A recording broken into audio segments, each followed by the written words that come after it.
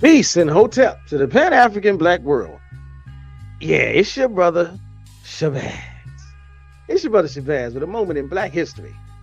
One more again.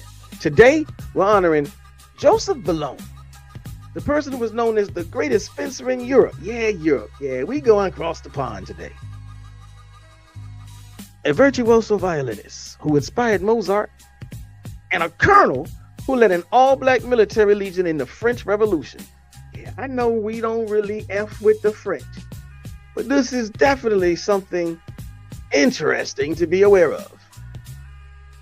Now, before there was Mozart, there was Joseph Bologne. How about that?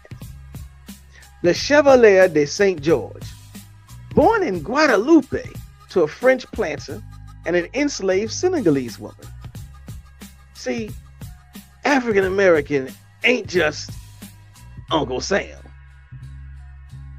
Now, this brother was brought to Paris as a child and became an overnight sensation.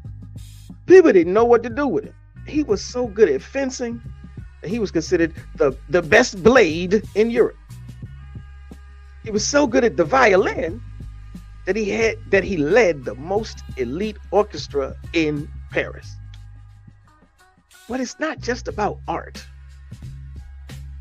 When the French Revolution broke out, he didn't run. Now, you might want to say, so what? Sound like Christmas addicts to me.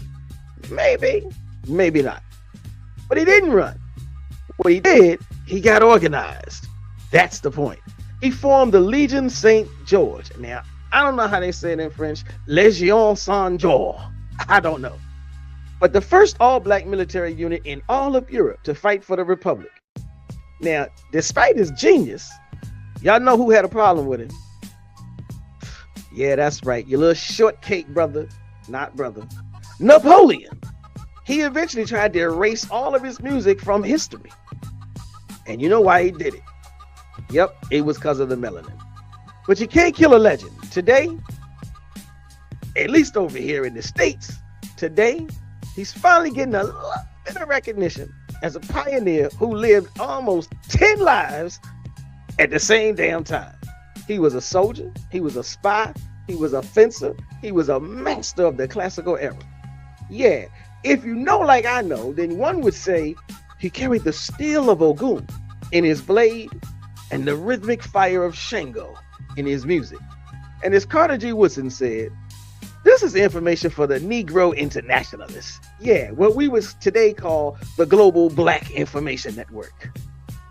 So don't challenge me on whether or not he would be included in Black History Month under the auspices of Carter G. Woodson, because you're going to lose that battle. Now, ladies and gentlemen, brothers and sisters, it's your brother Shabazz. Like, share, and subscribe to keep this history alive. But before you go, did you know about the Chevalier before today?